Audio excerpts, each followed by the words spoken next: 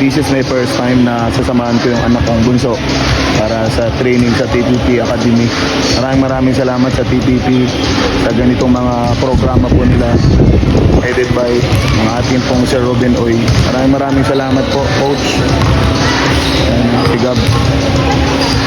Isa lang siya taga-Nara dito ngayon. Salamat po sa opportunity na to. Mga nasa likod, sa mga sumuporta. Ito na po yung anak kong bunso.